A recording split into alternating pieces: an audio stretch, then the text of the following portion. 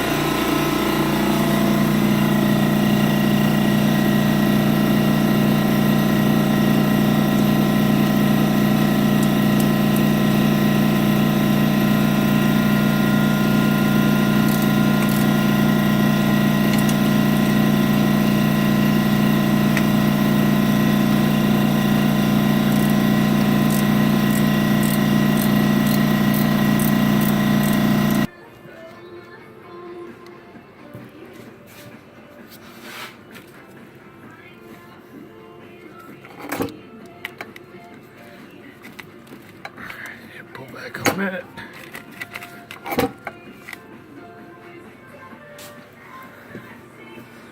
Back on this one.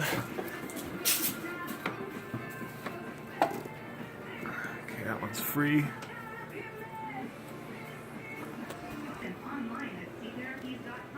Alright, so within a matter of 20 minutes I've already gained access to the intake manifold. Let's see here. So you have this gasket. Sometimes these are reusable. I wouldn't recommend it.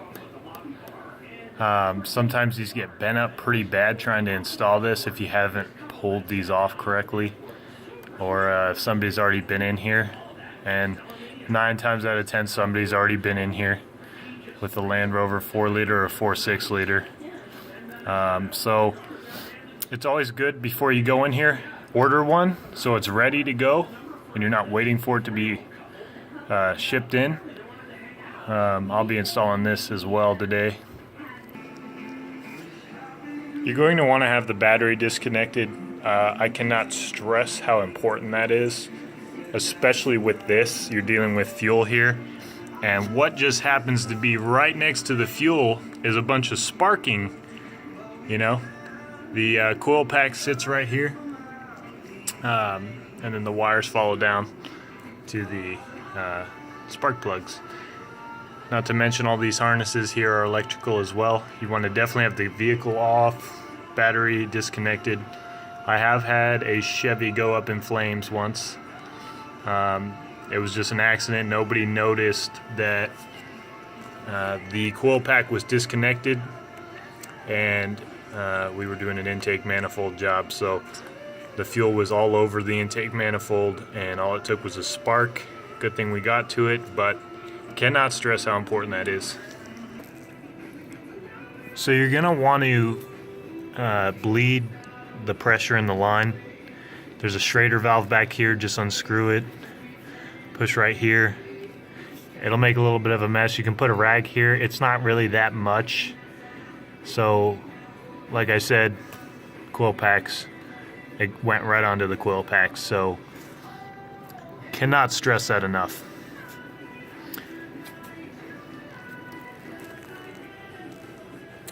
There's two clips you gotta be dealing with here. This is the one that goes on the injector. This retains the rail to the injector, and then you have these which retain the harness to the injector. So these are easy to lose. Put these in a safe spot where you will not lose them.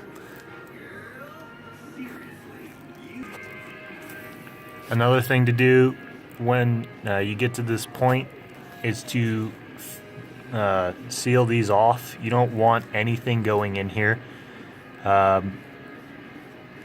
Hopefully nothing goes in there. That can turn into a nightmare. So as a precaution, I'm going to plug that up. Alright, so I got them all out. Just got to wiggle them out slowly. There's 4 8mm bolts that go around there, and there. And then you can, safely pry up.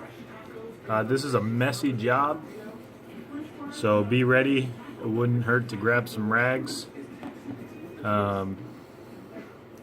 Yeah, just wiggle these out once you get enough clearance between that and the manifold. Pull them right out. Now for the fun part. Alright, so they're in. Make sure you do not get any dirt inside there where the injectors go into. Those orifices lead directly into the cylinder, so you will scorch things up if debris and dirt gets in there. As well, more importantly, you do not want any dirt to go on top of these injectors, basically up into the rail, because then that's going to go back down through the injector and run the ejector, and you're going to start all over again. So make sure you vacuum or get an air nozzle and clean this out. Keep this covered as well so you don't get dirt in the same way, basically. Now's a good time to check all the connections. Make sure that they're clean so you don't have to come back in here. Also a good time if you want to do coil packs or do spark plug wires. Easy access at this point. Also, like I said, good time to do valve cover gaskets, so I'm about to start on that right now.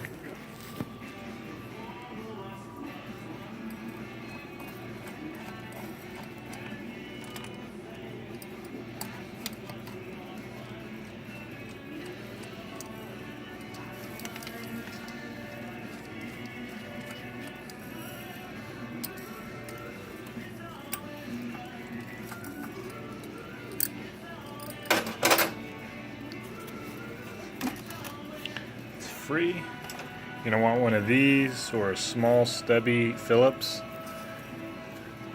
You're going to get in here and remove the dipstick.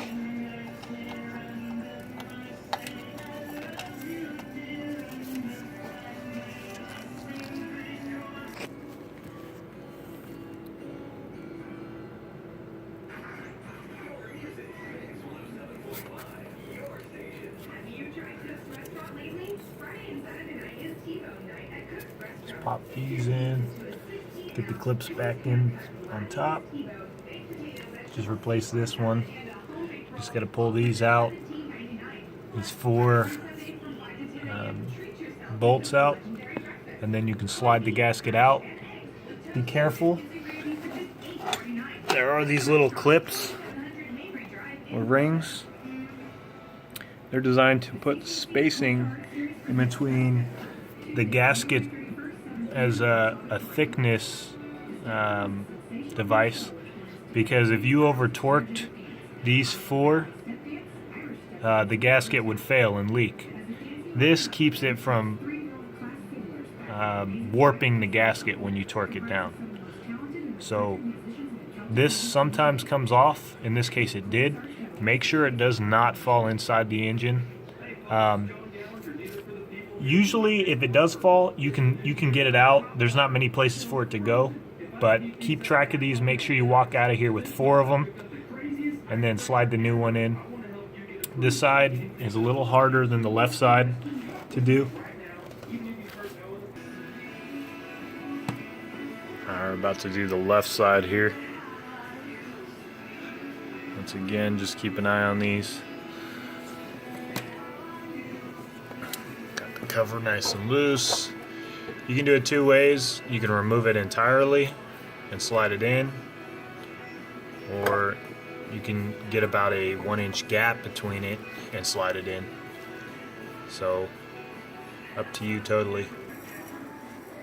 Alright, got the left side put in. Alright.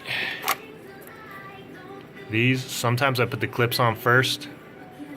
In this case, it's a little easier. So I'm going to put those in, and then put the retainers on the fuel injectors on this side. And then we can start wrapping everything up, plugging everything back in. All the hoses get connected, and it'll be back together in no time.